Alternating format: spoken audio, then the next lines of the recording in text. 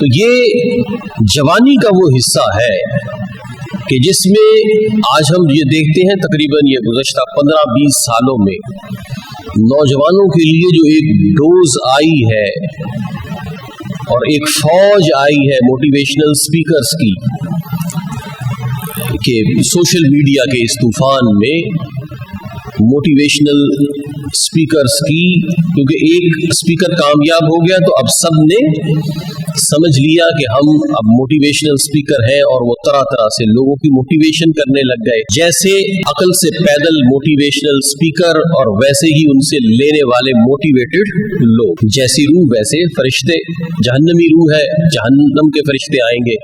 جنتی روح ہے جنت سے فرشتے آئیں گے، تو جیسی قوم موٹیویشن پکڑنے والی ہے اس کو موٹیویشن دینے والے بھی ویسے ہیں، اللہ ماشاء اللہ کوئی صحیح ڈگر پہ لگا رہا ہے،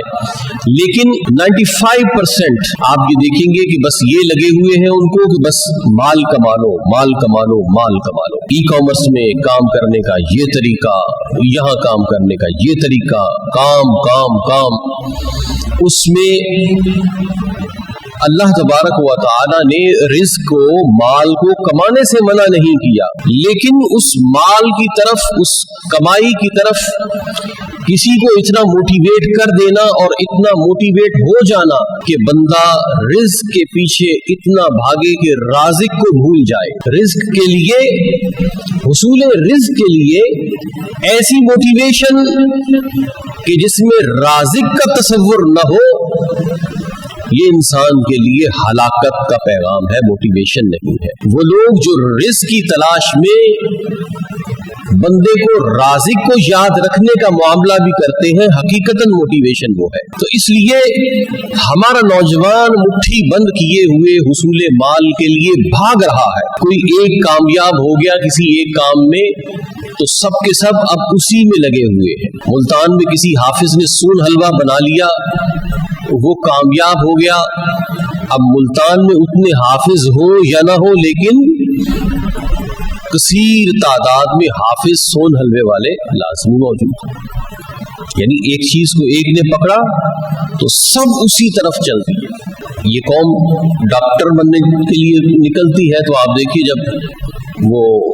میڈیکل کے ٹیسٹ ہوتے ہیں تو یونیورسٹی روڈ اور یہ ابوالحسن اصفہانی روڈ یہ سارا جام ہوتا ہے کہ اتنی خلقت آئی ہوئی ہے کہ جنہیں اپنے بچے بچیوں کو صرف ڈاکٹر بنانا ہے، یعنی اس قدر ذہنی بیمار ہیں ہم کہ ہمیں اپنی کاؤنسلنگ اور اپنی ترجیحات کی کوئی خبر ہی نہیں ہے۔ جو ایک طرف لگ گیا، ڈاکٹر کو کامیاب دیکھ لیا کہ ڈاکٹر کی دکان پہ رش ہوتا ہے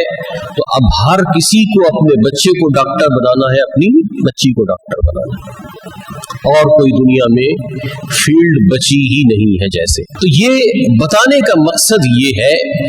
کہ اندھا دھند ایک چیز کی طرف بھاگنا اور اپنی قیمتی جوانی جیسا وقت ضائع کر دینا یہ کسی طور بھی بہتر نہیں ہے۔ اللہ تبارک و تعالی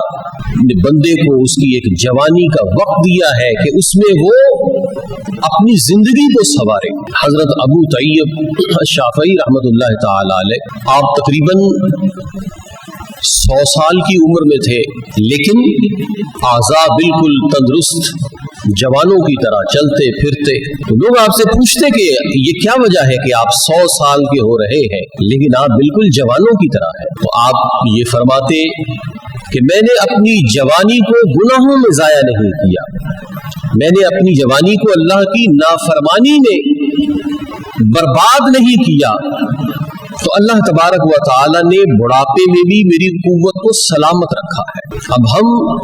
جوانی جیسا یہ عظیم وقت، اس کی اہمیت کو نہیں سمجھتے، اور ہم یہ سمجھتے ہیں کہ بس جب ہم کسی کام کے نہ رہیں گے تو پھر ہم اللہ کی طرف جڑ جائیں گے، جبکہ اصل توبہ جو ہے وہ اللہ تبارک و تعالی کو حضور علیہ الصلوۃ والسلام نے فرمایا کہ اللہ رب العزت جوانی میں توبہ کرنے والے کو پسند کرتا ہے۔ اس لیے فارسی کا ایک معروف شعر ہے کہ در جوانی توبہ کردن شیوائے پیغمبری، وقت پیری گرگ ظالم نی شود پرہیزگار۔